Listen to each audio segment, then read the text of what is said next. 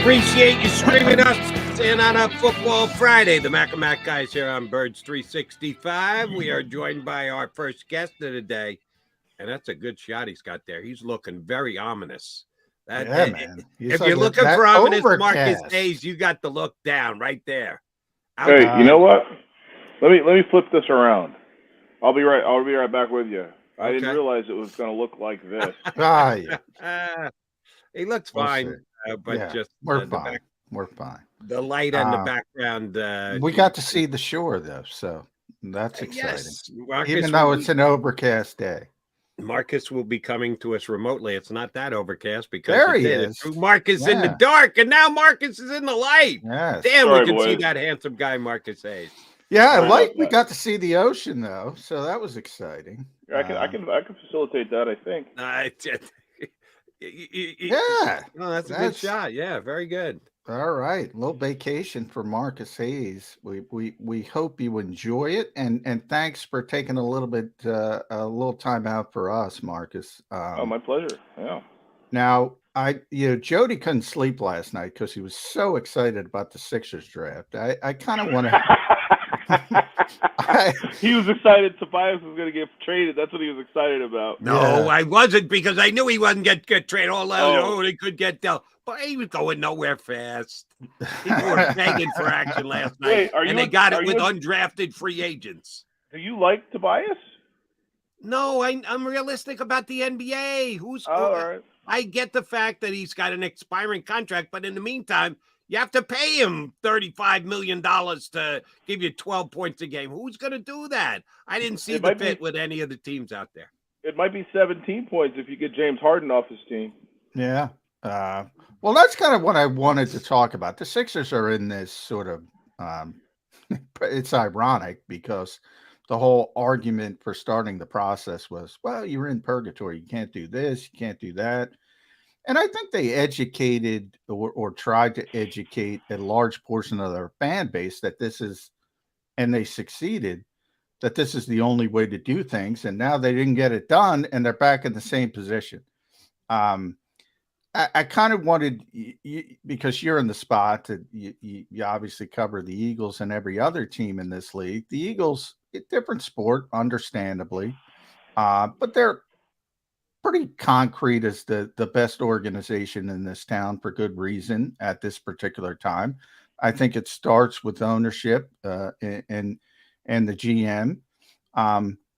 Is that how you see it? Because you were optimistic about the rest of the teams in this city. You did a column, and I wanted to pick your brain about that. Why optimism there?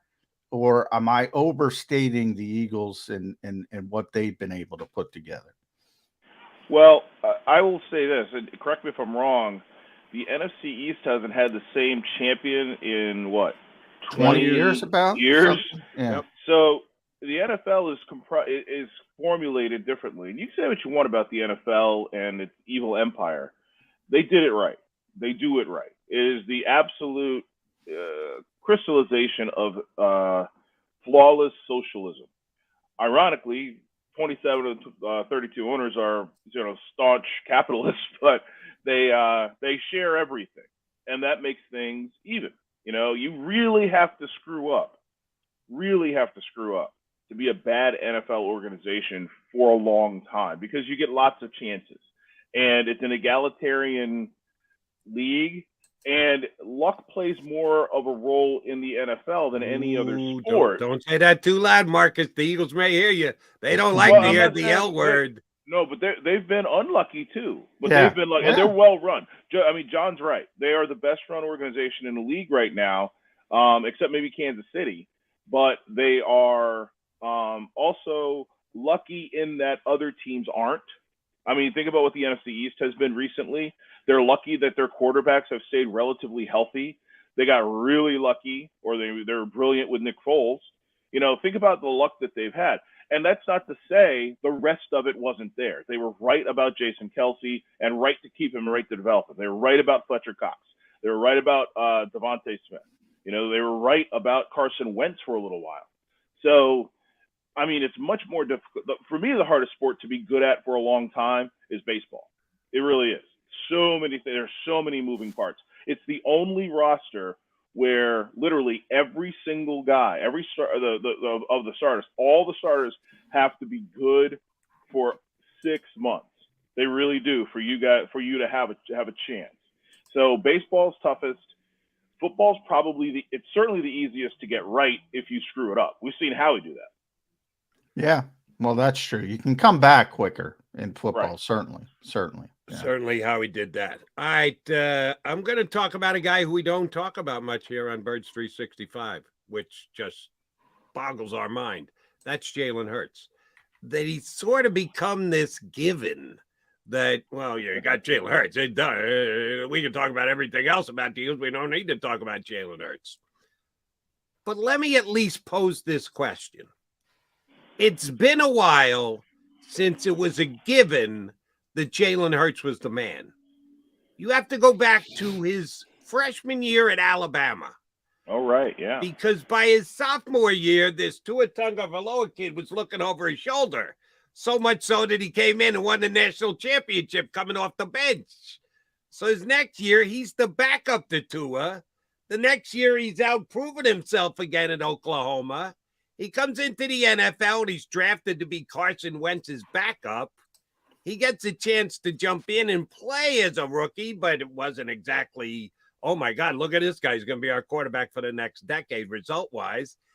And even after Carson gets out of town and Jalen takes over as the starting quarterback and gets the Eagles to the playoffs, John and I often reference the fact that don't forget that the Eagles made a play for Deshaun Watson. Don't forget that the Eagles made a play for Russell Wilson.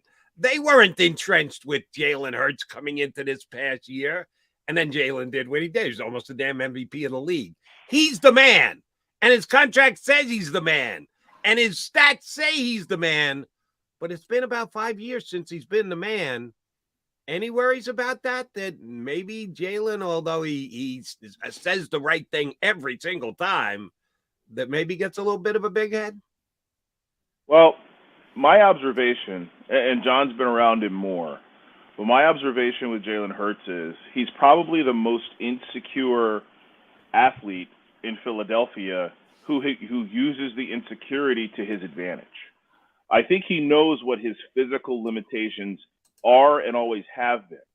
And that's one reason that he works so hard to optimize every bit of ability he has.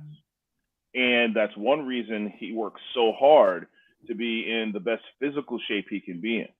And he works so hard to understand the league, whatever system he's running offensively, what his own teammates can do. I mean, I really, you hear this all the time. I've never seen a guy work as hard as player X. Jalen Hurts works as hard as Michael Jordan. He really does. And yeah, that was Nick Sirianni's comp when he brought up Michael Jordan. I think a lot of people got upset about that one. It's like, slow down, Nick Sirianni. But he was comparing the work ethic. He was right? comparing. Right. Yeah. One of the great things, I'll tell you guys a little story. So when I first got to the daily news back in the 90s, first they would send me on these trips to do long stories. And one story had to do with, like, who's the next Michael Jordan? So there was a guy in Dallas. I can't remember his name. He's a really good athletic player. And so I had to go to watch Michael Jordan play in Dallas to compare it to. And Michael Jordan, when he's on the road, it was very relaxed. When it was in Chicago, it was a madhouse. It was like the Japanese reporters covering Hideki Matsui. You know what I'm saying? But on the road, those were the days, man. Yeah, when the Japanese report, that was great. So, but when he was on the road, it was much more relaxed. And like LeBron, especially when he's on the road, Michael would hold court. He'd make himself available because he's the spokesman of the league. So Michael, you could ask him anything. And we were in Dallas, and we asked him 3 or 4 very granular questions about the Dallas Mavericks attack. And he gave us like a history lesson on their scheme, their coach, their assistant coach, whoever the star was. I can't believe I can't remember his name. The tendencies. like you were Kobe Bryant gets a lot of credit for that, right? Like we've heard Kobe break things down. Well, I wasn't around Kobe a lot, but I was around Mike enough to know that nobody broke it down more than Mike. And when you'd see Mike on the court pointing things out to his teammates, he was saying, look, Ron Harper, you know this guy dribbles twice before he shoots his jump shot. Now, on the first dribble, you got to close out because he never dribbles twice and then goes right. Stuff like that granular. That's who Jalen Hurts is. That's not who Carson Wentz was. That's not who Nick Foles was. I literally Peyton Manning is the comp. Peyton was such a quarterback nerd.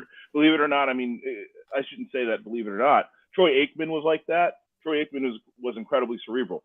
So when you say I've never seen a guy work harder, that's what it means. His work ethic reminds me, the only Eagle I've ever seen work this hard is Brian Dawkins. Brian Dawkins could tell you, he was like Ed Reed, what's his name? The linebacker from Baltimore, Ray Lewis. He could tell you, like by the intonation of the snap count, what the play was likely to be because the quarterback got more excited about this type of play than that type of play. And that's the kind of quarterback Jalen Hurts is becoming. He's becoming very much like Brian Dawkins was as a safety. Yeah, Luke Kuechly in Carolina too. He would call out plays that NFL film says, and before just from the formation, he was like that. I thought you were going to go Harold Miner on us, Baby Jordan. Maybe you should have got the trip to Miami. I felt bad that I think Harold might have been kind of done by then. Yeah, like he had a very brief, incandescent career. It was Michael Finley. That's who it was. Michael Finley. Oh, okay. Yes, there you go. Right. There was a little Jerry Stackhouse in Philadelphia, if I recall. Were you around for Jerry Stackhouse? There were some Jordan. We arrived North Carolina. We arrived all that the same kind year. of stuff. Yeah, yep, we got to Philly the same year, and that was probably my most. I'm not from Philadelphia, so I really don't care what happens to the teams. But the most sort of like vicarious evil pleasure I've gotten out of being in Philadelphia, with kind of like, this is going to work out for us because is the failure of the process. That's been 10 years of vicarious, shameful joy, right? Shameful joy, yeah. Well, I'm with you. I don't want to like it, but I Yeah. told everybody it wasn't going to work. So it's kind of like, I told you so, but you don't want to be right. You'd rather No, you don't want to be right, but be happy, right? Yeah, but you want the apology at the end. That's what I want. I never get apologies. It's still not I happening. got attacked. Don't hold your breath. Oh, yeah. Trust me. I've been. I'm still in the process bunker. But the second most pleasurable, second most sort of vicariously evil pleasure was watching them try to match somebody up for years with Allen Iverson, who was just unmatchable. Like you couldn't. He didn't practice. He didn't defer to anyone. He was never part of a system that worked except look at me. So, like, whether it was Stackhouse or Larry Hughes or whoever, it was never going to work unless it was Allen and company. And it did kind of work one or two years. It was the Eric Snow, George Lynch, Tyrone Hill group, where it worked. Theo Ratliff. Because they all deferred. Everybody just said, okay, fine, we'll defer to AI. They all bought in, which is hard to do. Get 11 other NBA players to go, we'll take our second fiddle status and be happy with it. Marcus is exactly and right. that was a very good team. Larry Brown deserves a lot of credit for figuring that out. See, that to me is probably the most underappreciated thing in my 28 years in Philadelphia. Best coach we've had is Larry Brown. Oh, yeah. I agree with you. And it's not close. I mean, he is maybe the best coach I've ever been around as, longevity-wise, except maybe Marv Levy, who was the first pro coach I ever covered. But Larry Brown, being able to make so many of those iterations with Allen Iverson functional, despising Allen Iverson and the kind of basketball Allen Iverson had to play, that to me is the genius. It's not, if I write a good football story or basketball story, I'm not nearly as proud as if I write a good hockey story, because those are harder for me, or soccer, because I'm very familiar with football and basketball. So Larry Brown coaching the Allen Iverson style was probably the best work he's done. Yeah, I'm with you. I did a story as a stringer for the Boston Globe about the Union and the Revolution. I was so proud of it because I had to do so much research, whereas I can, just pick up football, basketball, and do it off the cuff. So, yeah, I get that mentality 100%. But we are an Eagles show, so I got to Tom Bigby it, get it back to the Eagles. This team, one of the interesting parts, I don't think I've talked to you about this because it just popped into my mind a couple weeks ago. And I haven't gotten a chance to talk to Nick about this, is that extra layer he added to the coaching staff. I think we all we know they lost the coordinators. Brian Johnson, I think everybody has a lot of confidence in. A little bit more uncertainty about Sean Desai, but he certainly, I think, won over a lot of people early when he got to talk to us. But they didn't have this extra layer of senior offensive consultant, senior defensive consultant, Marcus Brady, former coordinator, Matt Patricia, everybody knows, longtime coordinator, former head coach. Why do you think they did that, Marcus? Just as an insurance policy? What Well, wasn't there like the guy that used to coach the Broncos, the coordinator for the Bears? Wasn't he around the last year or two as a consultant? Well, Vic was a consultant for the Super Bowl. Only for the Super Bowl. Only 2 weeks. It's Rick Scangarella. Is that who you're referring to? No. I was thinking about Vic. I believe that they liked that. I believe they liked having sort of a liaison, especially on the defensive side. Because think about it this way. Okay, so you're Nick. You've got Jalen. You've got Brian, who's never been an NFL offensive coordinator. You're in a situation now where you're probably going to, if you remember, the best thing Nick Sirianni has done as a coach is recuse himself of the responsibility for play calling after game 6 or 7 of his rookie year. That's unprecedented. Nobody says, as a rookie head coach, I can't do this.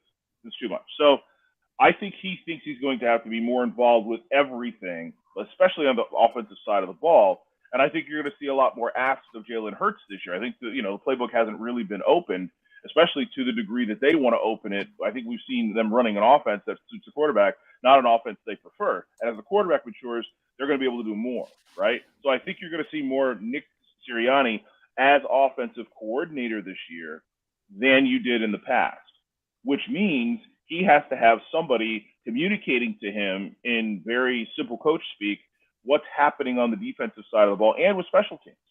So I think this increases the number of voices in his ear without having to sit down with Sean Desai. And, let's be real. I mean, as much as we hope that Brian Johnson and Sean Desai are the answers, they lost both their coordinators. The last time the Eagles lost this many talented assistant coaches, they went into the tank for 3 years. Yeah, it's a big deal. And everybody seems to gloss over it. It's a big deal. I think having more voices and more experienced voices is an insurance policy that Nick doesn't mind, and Howie and Jeffrey made mandatory. This is completely not to my understanding, but to my instinct, a Howie and Jeffrey move. Because why would you add Matt Patricia to your staff knowing that the most volatile personality on your roster despises Matt Patricia? There has to be a reward for that. There has to be a reason for that. So I think that they are very, very wary of putting too much on the plate of Sean Desai and Brian Johnson and want to support them as much as possible. And by they, I mean Jeffrey Lurie, the owner, and Howie Roseman, the general manager. And what's his actual title? Vice president or executive vice president and general manager, I think is the official. He used to be the executive vice president of football operations, and then he wanted the GM title back. Right. Titles are big in the NFL. Yeah, that's what I said. But see, here's the thing with Vic. When they brought Vic in for the Super Bowl, he was helping the offense. In other words, he was telling Nick Sirianni, if we do this, what's the defense going to do? And Marcus Brady was helping the defense, and they were saying, hey, Marcus, if we do this, how would you combat that as an offensive coach? Now, that's what they tell us. Well, that's what they tell us. Okay. Yeah. Marcus? I've been around Vic a lot, right? I was there I was embedded with the Bears for the week before the Super Bowl run, or the Eagles. During the Eagles second what was it, double doink? Yeah, the double doink game. I was embedded in Chicago for that week. Okay. I have a hard time believing Vic wasn't in the defensive meetings at some point doing something. You know what I'm saying? Like, maybe not being the oversight, certainly doing what you said he did, but I can't believe that that's all he did. You know what I'm saying? You can't prove it, but no, you can't. All you gotta do is walk through. All you gotta do is walk through the door. Yeah. And yesterday, Marcus, we had Jeff Mosher on, and because we've been talking about the whole structure of the Eagles and why they have an overseer and a safety net type coach and a veteran. And Jeff said he believes that it was as much a Sean Desai thing as anything else, that the Eagles wanted to have a veteran guy in his ear, help him out, not necessarily a position coach, and that he was the guy who identified Patricia, that they had previous ties, and the Eagles ran it by him, said, we'd like to bring in someone else to have someone as part of the staff. And that Matt Patricia was as much a Sean Desai idea as Nick Sirianni or Howie Roseman or anybody else, which I found very interesting. I had no idea that was the case, but Moshe dropped that on us yesterday. Yeah, Jeff's pretty, and I've known Jeff for 20 years as well. Like, his gift is, 6 degrees of separation stuff. Yeah. This guy did this at this place. It's right off the top of his head. He's kind of a savant that way. I wouldn't doubt it. That said, that's not a good enough reason for me to risk the defensive back room, which you've already risked. I mean, you already did that with Denard. Yeah, right. Denard Wilson's gone, who they love. Not only did he not get promoted, he got fired, and the replacement is bringing in a guy one of the defensive backs absolutely hates. So this is an evil pleasure for me. I can't wait to see how this works out, because there's a 50-50 chance that there's going to be some drama, because there's a real good chance the defense isn't very good this year, because it has a new, sort of template and scheme. You're asking and five new starters. Right. Think about how bulky this defense was the first few weeks under Jonathan Gannon. Jonathan Gannon made his bed the first few weeks in Philadelphia because Fletcher Cox didn't want to do what he was asked to do. Nobody was effective at getting to the quarterback on the edges, and they weren't blitzing. Now you've got a rookie middle linebacker. You've got 2 old defensive linemen in Fletcher Cox and Brandon Graham, who may be physically diminished to some degree and certainly will have a learning curve, but they're going to get snaps. And you've got effectively 2 rookies as your other 2 defensive tackles. You've got a lot. I mean, Hassan Reddick is wonderful. Josh Sweat is great. But you've got a lot of guys who have to do a lot of learning against really good teams. This could be a real issue, into November. Yeah, I've been talking about that for a while, Marcus. Then you just have the regression to the mean. Look, I think if there were no salary cap, if they still had Jonathan Gannon here, they weren't going to be as good as last year. You're not going to get 70 sacks again. You're not going to be the number 1 ranked passing defense, the number 2 ranked overall defense. History tells us. I mean, there are spikes, and then you go back a little bit, and vice versa. It's very hard to be that consistent year after year. And then you have turnover with the coordinator, the 5 new starters. I feel bad for Sean Desai because the expectations, because so much of the fan base disliked Jonathan Gannon. Well, he's the reason they lost the Super Bowl to a lot of people. Now they expect more out of Sean Desai with those circumstances. He's coming into a really tough situation, really tough. Mm-hmm. Well, I would say that it possibly the most. if you think about the guys who made the most plays, the most dynamic plays over the last 2 years, or over last season, who are they? CJ I would say Gardner-Johnson. Hassan and CJ. Hassan up front, and then CJ. Well, I would say Javon. No, Javon. Yeah, Javon. So Javon Hargrave, and if we can agree that Hassan is among that threesome, 2/3 of your most dynamic players are gone. Now, you could argue that they were so dynamic because of what was around them. If Brandon Graham's on the other side, back to his natural side, actually, and Hassan's on the left side, it helps. Fletcher Cox, say what you want about him. He's really good. He was going to get money in the free agency market. He helps Javon Hargrave. He helps everybody. You've got 3 cornerbacks who at the beginning of last season we thought were more talented and better than CJ Gardner-Johnson, who played safety. Now they might be even, and he might be better than all of them, but he looked great playing behind them. So it may be a chicken or egg kind of thing, right? But we do know Hargrave and CJ Gardner-Johnson were good, talented, understood the scheme. They were good in the room. There are a lot of things that you're going to losing 2 of your 3 most dynamic players from a Super Bowl team. All right. I want to flip it back over to offense, Marcus. You made me think of this when you mentioned Marv Levy. Everybody's putting out their lists, teams, positions, rankings going into the year, projections for the upcoming season. What order would you put the top 5 quarterbacks in the NFL heading into this season?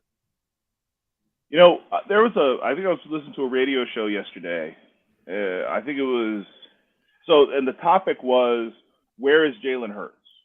And it sort of depends on how you define top 5. So I would say Jalen Hurts is probably a top 5 quarterback for the next 3 years. And that's because I think that's how long, if he continues this style of play, he will be elite as an offensive weapon. And my contention has always been, you can't make a guy play differently than he is. If that happens, he starts hitching. We saw this with Donovan a little bit. We saw it with Carson a little bit. So if Jalen remains sort of the offensive centerpiece for both the run game and the pass game, I give him 3 years, and it makes him as valuable, not as Patrick Mahomes, who's maybe the best quarterback in history. It makes him as valuable as Josh Allen, Justin Herbert, Joe Burrow, maybe even more so. Maybe he's more valuable overall than those guys. And we've seen his ability to learn. We've seen his ability to improve his passing game and his footwork. The deep outs to the left side, throwing into tighter windows over the middle. So we can expect him to improve. So I'd say he's in the top 5 now with those guys. Maybe there's a guy I'm missing. Maybe Lamar Jackson, if he stays healthy, he's as valuable or even more valuable. But the same sort of qualifier, quarterbacks who run get hurt. Jalen Hurts was hurt on a running play this year. He lost 2 games, and he was diminished as a quarterback through the rest of the season because his shoulder was injured because he chose to run the ball given the option on a certain play. If that remains part of the game, and he was, from my perspective, I don't know if we've talked about this, he was hurt intentionally. The guy tackled him and made sure that all his weight landed on Jalen Hurts. That hit that you can't do anymore in the backfield when you sack a quarterback, he made sure to collapse his weight onto Jalen Hurts, which is exactly what you're supposed to do. If the quarterback puts himself at risk, he must go down. He must go down hard, right? So all that said, I would say Jalen Hurts is a top 5 quarterback now. I would say, if his game changes, he might be a top quarterback for the next 10 years, but he has to be able to be comfortable with that change and change himself. At this point, it's Patrick Mahomes and everybody else. I mean, he's just. All right, see, I'm gonna try and tie you down better than that. Get it? Mahomes 1, then the group. Put the group in order for me. Who's 2? Who's 3? Who's 4? Who's 5? Well, probably Allen is 2, right? Up in Buffalo. Johnny Mac doesn't agree with you there. Yeah, he's too reckless for me. Talent-wise, I agree 100%. Trait-wise, he's unbelievable. But I think you can change that. Like, you could become less reckless and stay as talented. And he's a relatively young guy, right? He's just signed his extension. So I would say Allen number 2. I've Joe only Burrow? seen Burrow. I've only seen Burrow play like 3 or 4 complete games, just because of the nature of my job. I love him as a leader. Like, he's got elite arm talent. But there's just something kind of lackey. He's not quite. It's hard for me to, in an era of RPOs and mobile quarterbacks, to put him 3, knowing that that's not really a part of his game, and that shows sometimes. So I would probably say he's 5, which leaves us with. Well, then you have Herbert, but he's more of that as well. Yeah, tremendous arm talent. That's the thing. Like, his arm talent is maybe the best arm talent in the league. So maybe he's 4, and those are interchangeable, which means that. Who am I missing? Who am I missing here? You want to throw Aaron Rodgers and the psychedelics in there? I can't. I believe Aaron Rodgers at this point is the best passer of the football we've ever seen. I agree. Ever see. Yep. I agree. But I don't know, with his consistent inconsistency in the postseason, and kind of like his, I believe and encapsulated weirdness, the brand that he has embraced, he's Joe Rogan of the NFL. Yeah, I think that really affects what happens on the field and really in the locker room. Yeah. I mean, think about how unpopular Aaron Rodgers was at the end of his Packers tenure, and he didn't really do anything. He just became kind of strange. So but the Jets love him. At least that's what I'm hearing. To a man, everybody in that locker room loves him in New York now. He's going to have to get really weird for them to get off the Aaron Rodgers bandwagon. It's easy to be loved until you start criticizing your receivers. That's which he does. Yes. He's not going to criticize Garrett Wilson. I guarantee you that. So I don't know. I guess it would be like Lamar. If you had to build a team, it's hard to come off Lamar Jackson and his potential and his talent. So if I had to rank them, it would probably be Patrick Mahomes, Josh Allen, probably Lamar, then Jalen, then either Herbert or Burrow. Yeah. And again, I'm not building. You're a bigger fan of the running quarterback. I got Burrow number 2. He just you match the accomplishment, which includes going to a Super Bowl, with the numbers. All right, he doesn't run. I'm okay with that as long as he moves the team up and down the field.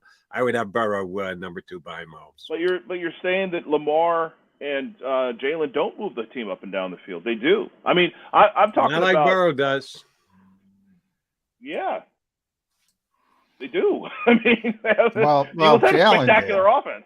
Jalen they had a great offense, and Jalen ran it. I mean, Burrow's done it 2 years running. How many yards did Burrow throw for 2 straight 4,000-yard years? Right, but it's not just throwing; it's running the offense and being a weapon. And I mean, I understand what you're saying. If you want a classic quarterback, if that's the question, who's the best classic quarterback, who's going to have the most longevity? No. That's a different conversation. But Jalen Hurts wins, and he runs the offense, and he wins. At Inkstained Wretch, follow Marcus Hayes on Twitter. Tremendous columnist at the Philadelphia Inquirer, Philadelphia Daily News, Inquirer.com, Sports Radio WIP. You can listen to him there as well. Marcus, before I let you go and enjoy the shore view, tremendous view again, by the way, talking top 5 quarterbacks. Nick Sirianni's starting to get some love with those top 5 coaching lists. Here's my question to you, though. You kind of intimated before, Jeffrey, and how we get involved at times. We saw it with Doug Peterson. At what point does Nick Sirianni grab for more power, or does he? That's the history of coaches. I mean, in this league, the more success you have, the more you want. And to this point, Howie's taking Nick's taking a backseat to Howie in personnel. Coaches, he's given the guys he likes, but when he doesn't have somebody, Howie goes out and finds some candidates and kind of steers them in a certain direction. We all know the famous Bill Parcells quote, if you want me to cook the meal, let me buy the groceries. Does he get to that point, or is Nick happy just coaching the football team he's given? Honestly, I think Doug was happy coaching the football team he was given. He wanted to hire his own coaches, and that wasn't allowed. And you can argue that it shouldn't have been allowed because Doug wasn't as involved or invested league-wide as Nick is. And maybe that's why Nick's given a little bit more latitude. But no, I don't see Nick Sirianni making a power grab really at any point. I just don't think he's interested in it. Bill Parcells, Andy Reid, Jimmy Johnson, they weren't nerds. They were executives. They were CEOs. They wanted to be the boss, right? Peterson and Sirianni are very similar in that they're football nerds. They love football, and they love to coach football, and they love to teach football. Now, if you're going to do that and be the de facto general manager, it's just too much. You can't do it. You know, I mean, Belichick up in New England doesn't do a lot of teaching. Andy doesn't do a lot of teaching. You see what I'm saying? But when you go to practices and when you talk to them, when you interview them, Nick and Doug are very granular in their coaching, hands-on. I want this guy to do that, which can be, you know, there's an argument that that's not the best thing either. If General Patton is telling you to lace your shoes up, it's different than your sergeant telling you to lace your shoes up. But they love teaching, they love coaching, they love sharing their knowledge, they love showing off their knowledge. And that said, I just don't think either one of them is the kind of guy, and we know this about Doug, who is interested in, you know, watching 6 hours of tape on, you know, the pro scouts free safety tape. You know, that's what you got to do the job the way Andy Reid and Bill Belichick do it. You know, you have to watch that tape. You have to watch the 17 quarterbacks in the NFL draft. And I don't think they have the bandwidth for that. I don't think they have the interest for that. They trust the people who will filter that for them, and they'll watch the 2 or 3 that they might draft, and they'll talk to the 1 or 2 that come in. But they're not. I don't think either one of them is interested in the dual role, which is exhausting, you know. And That's the other true. thing about Nick is Nick's very invested in his family. He really is. He's got small children. He's got a good marriage, and the amount of time that takes is overwhelming. And he doesn't need to do it. When Andy was in Philadelphia with Tom Heckert and Howie Roseman and Joe Banner, he looked around himself and said, "I'm better at this than they are." I don't think Nick or Doug could look around themselves and say, "I'm better than Howie Roseman," especially when he had Joe Douglas and Andy Weidel here. I mean, that was a really good front office, so you didn't have to worry about it. So to answer your question, I don't see Nick being greedy as far as personnel power, but I think you might see him become a little bit more demanding when it comes to like staff issues. I think he's gotten his way, and I think he's deferred when he hasn't had a candidate. But I think that will be the only friction in that sort of arena or category of the relationship between Nick Sirianni and the Brain Trust. Marcus, good news, bad news there, because I actually do remember Belichick as a Giant coach when he was all about coaching and then took that attitude to Cleveland when he got his first coaching job. He was all about coaching. He wasn't anything about being a control of everything general manager type guy. Oh, he got there pretty fast. Once you have a little success, you can make that leap. You can make that jump. So all we need from Sirianni to get there is like 2 or 3 Super Bowls. And then he'll be just like Belichick, and he'll want to take over absolutely everything. Marcus, great stuff. Enjoy your vacay, bud. Appreciate you coming on and giving us a half an hour of your time today. We'll talk to you boys. Have a good time. Thanks, Marcus. Appreciate Hayes it. from the Daily News and the 94 WIP jumping in with us on Birds 365. All right, J-Mac, you got a couple of Macs here with you on Birds 365. Got another good guest yet to come in the season it is lists. Pro Football Focus has got probably more than anybody else. And oh, by the way, we check their lists all year. We don't necessarily check everybody else's list. They're not putting out a list every single week. That's what Pro Football Focus does. We got Brad Spielberger from Pro Football Focus. He's going to join us coming up in less than 20 minutes. Keep it there on Birds.